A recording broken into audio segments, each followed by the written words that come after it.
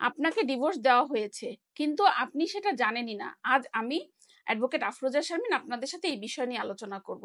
আর যখন জানলেন তখন 90 দিন পেরিয়ে গেছে। এখন আপনার প্রশ্ন, বিষয়টি কি শেষ নাকি এখনো কোনো পথ আছে?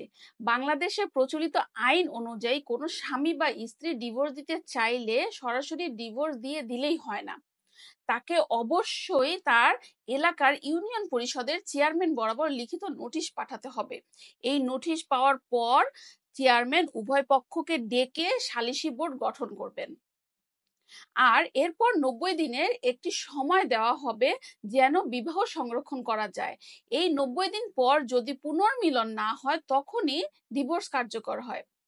কিন্তু যদি কেউ গোপনে ডিভোর্স দিয়ে দেয়, নোটিশ না পাঠায়, চেয়ারম্যানকে অবহিত না করে, তাহলে সেই তালাক আইনগতভাবে অকার্যকর।